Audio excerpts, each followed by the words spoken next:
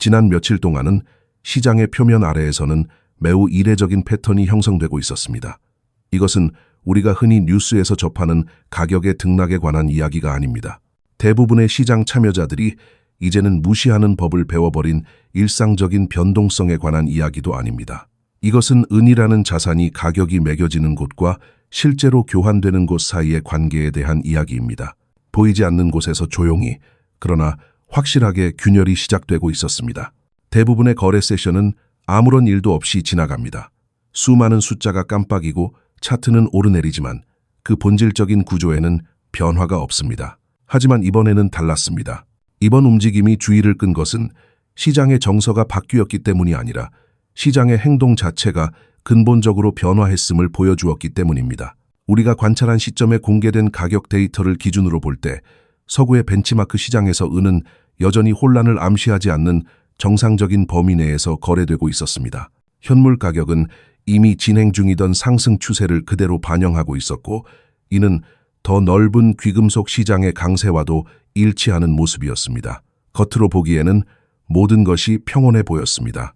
시스템은 정상적으로 작동하는 것처럼 보였고, 트레이더들은 여전히 화면 속의 숫자를 믿으며 거래를 이어가고 있었습니다. 그러나 동시에 지구 반대편에서는 전혀 다른 이야기가 쓰이고 있었습니다. 아시아의 일부 지역, 특히 실물 인도가 이루어지는 시장에서 보고된 거래 가격은 서구 시장보다 현저히 높았습니다. 물론 지역 간의 가격 차이 자체가 전례 없는 일은 아닙니다. 런던과 뉴욕, 그리고 상하이 사이에는 늘 미세한 틈이 존재해 왔습니다. 하지만 이번 현상을 분석적으로 중요하게 만든 것은 그 차이의 존재가 아니라 그 틈이 벌어진 크기와 그것이 나타난 속도였습니다. 우리는 지금 단순한 수치의 오차를 이야기하는 것이 아닙니다. 이것은 시장의 혈관을 흐르는 자본과 실물 사이의 압력이 임계점에 도달했음을 알리는 신호일 수 있습니다. 일반적으로 지역 간의 가격 차이는 주기적으로 발생합니다. 운송 비용이나 세금, 거래 시점의 불일치, 그리고 국지적인 수요의 변화는 모두 일시적인 스프레드를 만들어낼 수 있습니다. 정상적인 시장 상황에서 이러한 스프레드는 아주 좁게 유지됩니다. 그리고 시장에는 이러한 작은 차이를 놓치지 않고 이익을 취하려는 수많은 차익 거래자들이 존재합니다. 그들의 활동 덕분에 가격 차이는 일상적인 차익 거래를 통해 빠르게 닫히게 됩니다.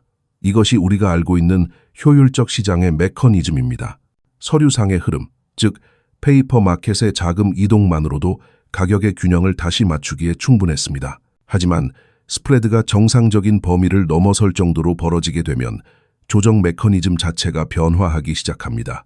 이때부터는 단순히 화면 속의 숫자를 옮기는 것만으로는 부족합니다. 실물, 즉 진짜 금속의 물리적인 이동이 중요해지는 시점이 도래하는 것입니다. 우리가 이 수치들을 관찰했을 당시 서구 시장의 은 현물 가격은 온스당 $90 바로 아래에 머물러 있었습니다. 반면 상하이에서 실물 결제와 연관된 가격은 온스당 $100를 넘어서는 수준을 암시하고 있었습니다. 보수적으로 계산하더라도 이는 물류 비용을 감안하기 전 이미 온스당 두 자릿수 달러의 차이가 발생했다는 것을 의미합니다. 구체적인 숫자는 시장의 흐름에 따라 계속 변동했지만 그 방향성은 놀라울 정도로 일관적이었습니다.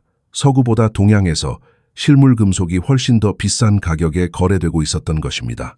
여기서 우리는 매우 신중해야 합니다. 한 시장에서 호가되는 가격이 더 높다고 해서 반드시 다른 시장이 고장났다거나 시스템에 오류가 발생했다고 단정 지을 수는 없습니다.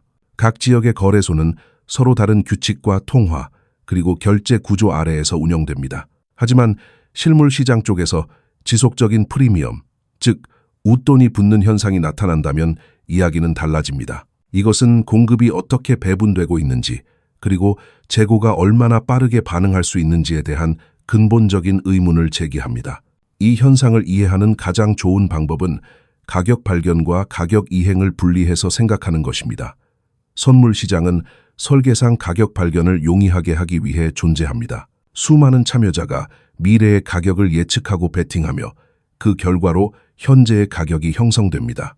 이것은 고도로 효율적이지만 본질적으로 추상적인 과정입니다.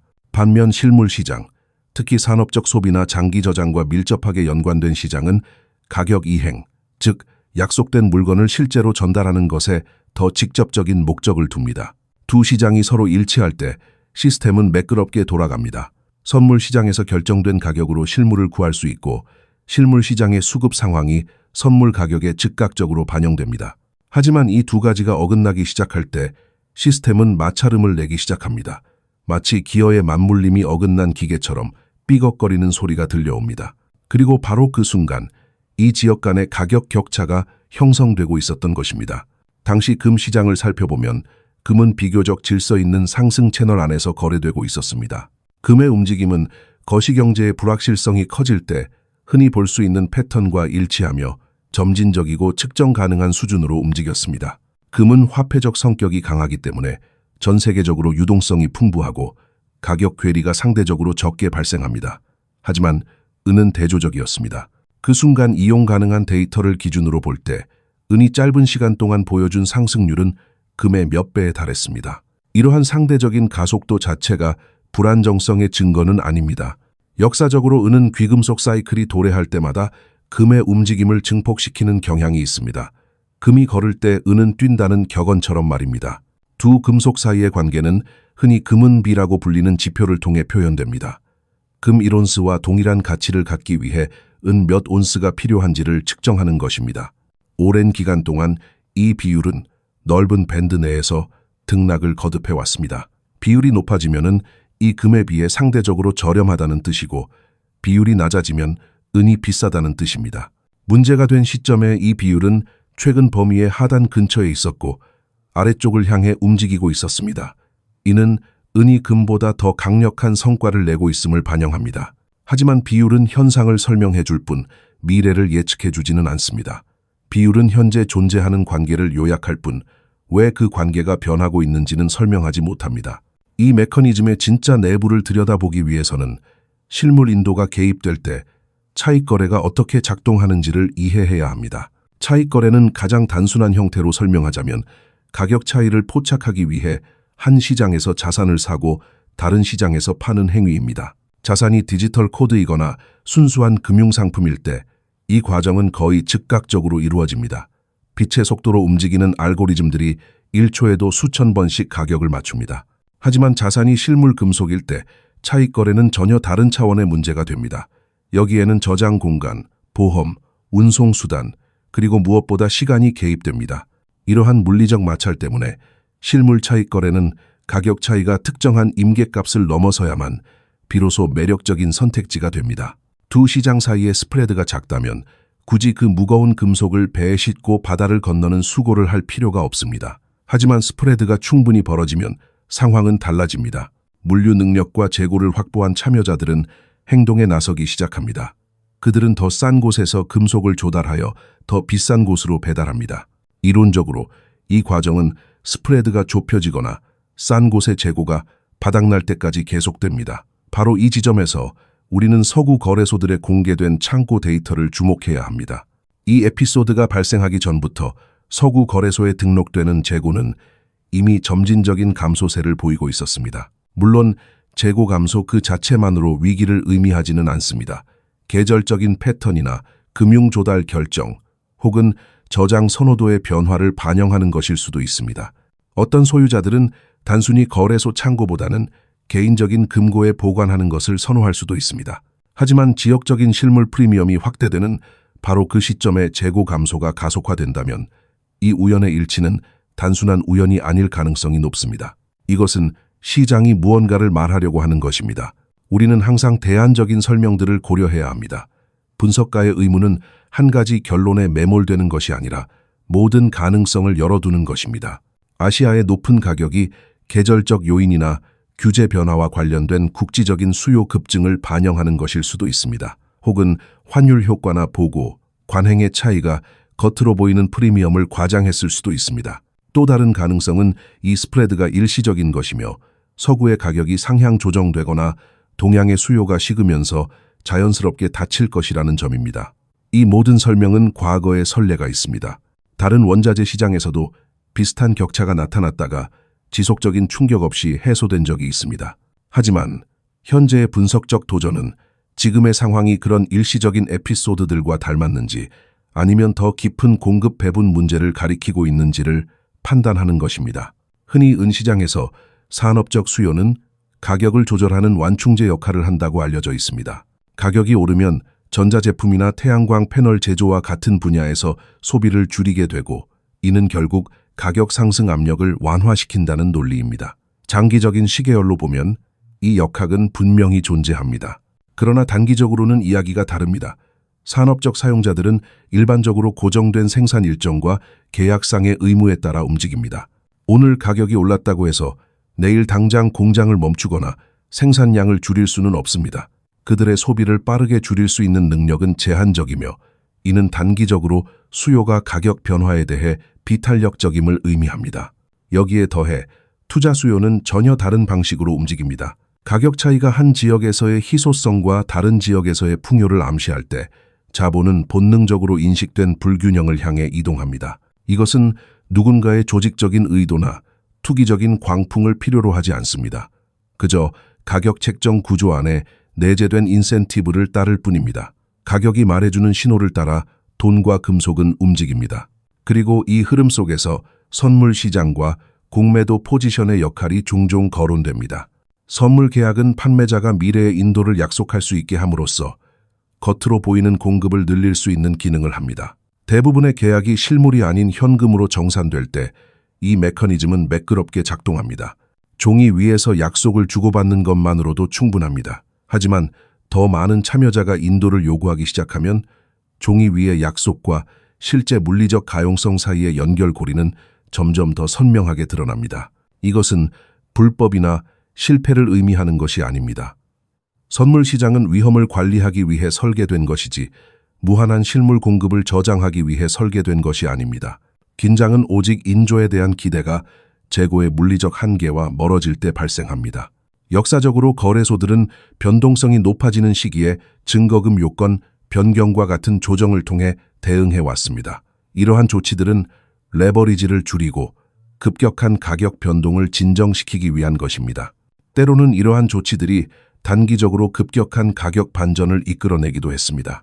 하지만 과연 이러한 조치들이 실물 차익 거래에 역학에 의미 있는 영향을 미칠 수 있을지는 근본적인 인센티브, 즉 지역 간의 가격 격차가 여전히 남아있느냐에 달려 있습니다. 분석적인 관점에서 모니터링해야 할 핵심 변수들은 명확합니다. 서구의 가격이 다른 곳에서 관찰되는 높은 실물 가격을 향해 수렴하며 스프레드를 좁히기 시작하는지, 아니면 보고된 재고 수준이 안정화되며 금속의 유출이 느려지고 있음을 시사하는지, 그리고 마지막으로 귀금속 복합체 내에서 안정적인 기준점 역할을 하는 금의 행동은 어떠한지입니다. 만약 금이 급격하게 하락 반전한다면 은의 상대적 강세 역시 약화될 가능성이 높습니다. 반대로 금이 더 넓은 상승 추세를 유지한다면 은의 변동성은 단순한 발산이 아니라 비율의 압축을 통해 계속해서 표현될 것입니다. 이것은 예측이 아니라 조건부 관찰입니다.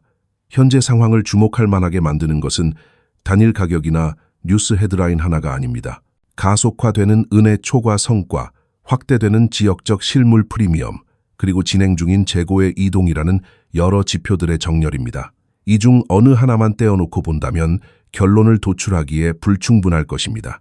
하지만 이들이 함께 모여 형성하는 패턴은 면밀한 관찰을 요구합니다. 패턴은 즉각적으로 해결되지 않습니다. 시장은 종종 진동하고 가정을 시험하며 더 명확한 구조가 드러나기 전에 거짓 신호를 보내기도 합니다. 지금 이 단계에서 작동 중인 메커니즘은 여전히 전개 중이며 페이퍼 프라이싱과 피지컬 배분 사이의 균형은 아직 결과를 확신할 수 있는 지점에 도달하지 않았습니다. 우리는 지금 숫자가 현실을 반영하는 것이 아니라 현실이 숫자를 강제로 수정하려고 하는 그 거대한 전환의 초입에 서 있는 것일지도 모릅니다.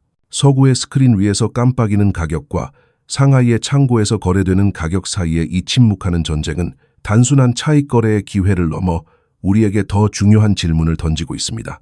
당신이 가진 것은 종이입니까? 아니면 금속입니까? 이 질문은 우리를 시장 메커니즘의 가장 깊은 곳, 즉 이론과 현실이 충돌하는 지점으로 인도합니다. 이 상호작용은 앞으로 이어지는 거래 세션들에서 참여자들이 어떻게 반응하느냐에 달려 있습니다. 재고가 어떻게 조정되는지, 그리고 상황이 진화함에 따라 실물의 이동을 주도하는 인센티브가 지속될지가 관건입니다. 지역적인 실물 프리미엄이 이토록 빠르게 나타날 때 가장 먼저 던져야 할 질문은 그 프리미엄의 존재 여부가 아니라 도대체 무엇과 무엇이 비교되고 있느냐는 것입니다. 뉴욕에서 호가되는 현물 가격은 선물 시장의 가격 발견 기능과 연계된 유동적인 벤치마크를 반영합니다. 반면 상하이의 인도 연계 가격은 세금, 통화 변환, 현지 결제 규칙, 그리고 결정적으로 금속에 대한 즉각적인 접근성을 포함할 수 있는 시장을 반영합니다. 만약 이 두 숫자가 서로 멀어진다면 분석적인 과제는 그 격차 중 얼마나 많은 부분이 구조적인 마찰 비용이고 얼마나 많은 부분이 순수한 희소성 가격인지를 분리해내는 것입니다. 관찰 당시의 데이터를 기준으로 볼 때 그 격차는 운송비, 보험료, 금융비용, 시간과 같은 전형적인 마찰 비용을 모두 고려하더라도 금속을 이동시킬 능력이 있는 참여자들에게는 여전히 이익의 여지가 있을 만큼 충분히 넓었습니다. 물론 이것이 모든 트레이더가 실행할 수 있는 전략이라거나 현실적인 의미에서의 공짜 돈이라는 뜻은 아닙니다. 실물 차익 거래는 능력에 의해 제한됩니다. 누가 재고를 가지고 있는가? 누가 보세 창고에 접근할 수 있는가? 누가 세관을 통과시킬 수 있는가? 누가 거래 상대방 위험을 관리할 수 있는가? 그리고 무엇보다 누가 인도가 이루어지기 전에 스프레드가 사라지지 않을 만큼 빠르게 움직일 수 있는가? 하지만 가격 차이가 마찰 비용으로 그럴듯하게 설명될 수 있는 범위를 넘어서게 되면 모든 참여자가 그것을 이용할 수 있는지는 덜 중요해집니다. 중요한 것은 소수의 참여자라도 그것을 이용할 수 있다는 사실입니다. 자본력을 갖춘 소수의 참여자들만 움직여도 그 인센티브가 지속된다면 흐름에 영향을 미칠 수 있습니다. 바로 이 지점이 금속이 단순한 차트상의 선이 아니라 공급망으로서 행동하기 시작하는 순간입니다. 대부분의 원자재 시장에서 지역 간 가격 수렴은 재고 조정을 통해 달성됩니다. 한 지역이 더 비싸다면 물건이 그곳으로 빨려 들어갑니다. 한 지역이 더 싸다면 물건이 빠져나옵니다. 이 균형을 맞추는 메커니즘은 거창한 서사가 아닙니다. 그것은 그저 물류입니다. 전문 시장이 가진 특유의 문제는 바로 이 물류 사슬이 현대 금융시장보다 훨씬 느리다는 점에 있습니다. 선물 가격은 1000분의 1초 만에 바뀔 수 있습니다. 하지만 은괴를 실은 선박이 이동하는 데는 며칠 혹은 몇 주가 걸립니다. 이 두 가지 시간 척도가 충돌할 때 스프레드는 과도하게 벌어지는 오버슈트 현상을 겪을 수 있습니다. 그 오버슈트는 종종 배경에서 무언가 다른 일이 일어나고 있다는 첫 번째 단서가 됩니다. 반드시 위기를 의미하는 것은 아니지만 선호도의 변화를 암시합니다. 누가 재고를 보유하고 싶어 하는지, 어디에 저장하고 싶어 하는지, 그리고 어떤 형태의 은을 받아들일 의향이 있는지에 대한 선호가 바뀌고 있는 것입니다. 실제로 은은 여러 가지 형태를 가지고 있습니다. 거래소가 승인한 대형바, 더 작은 바와 코인, 산업용 등급의 원자재, 그리고 기술적으로는 가용하지만 기능적으로는 이미 사용처가 정해진 재고 등이 있습니다. 벤치마크 가격은 이들 사이를 구분하지 않습니다. 하지만 인도 시장은 종종 구분합니다. 이것이 바로 서구 거래소들에 공개된 금고 데이터 카테고리가 중요한 이유입니다. 일반적으로 서구 거래소의 금고 보고서는 인도를 위해 등록된 재고와 거래소 시설에 보관되어 있지만 인도를 위해 약정되지 않은 적격 재고를 구분합니다. 관찰자들은 때때로 이 숫자들의 변화를 결정적인 신호로 취급합니다. 하지만 그렇지는 않습니다. 금속은 금고 밖으로 한 발자국도 나가지 않고도 카테고리 사이를 이동할 수 있습니다. 소유자들은 금융 조달 결정이나 인도 의사에 따라 보유한 금속을 재분류할 수 있습니다. 여전히 같은 금고, 같은 선반 위에 놓여 있어도 장부상의 성격은 바뀔 수 있는 것입니다. 하지만 다른 지역에서 실물 프리미엄이 확대되는 기간 동안 등록된 재고가 지속적으로 감소한다면 그 신호의 방향성은 무시하기 어려워집니다. 이러한 감소를 해석하는 보수적인 방법은 금속이 증발하고 있다는 것이 아니라 원칙적으로 인도를 요구할 수 있는 청구권의 양에 비해 즉각적인 인도가 가능한 한계 공급량이 줄어들고 있다는 것입니다. 그 구분이 중요합니다. 선물 시장은 대부분의 계약이 실물 결제를 목적으로 하지 않기 때문에 인도 가능한 공급량이 적더라도 높은 거래량을 유지하며 운영될 수 있습니다. 기대치가 일치하는 한 시스템은 안정적입니다. 트레이더는 거래를 하고 산업계와 일부 투자자는 필요할 때 인도를 받습니다. 재고는 회전합니다. 그러나 기대치가 이동할 때 스트레스가 발생합니다. 다른 곳에서의 넓은 실물 프리미엄은 그 이동의 촉매제가 될 수 있습니다. 만약 참여자가 인도 연계 가격이 진정한 청산 가격을 나타낸다고 믿는다면 그들은 현금 결제 노출보다 실물 노출을 선호하게 될 것입니다. 그 선호가 광범위해지는 순간 시장의 행동은 변합니다.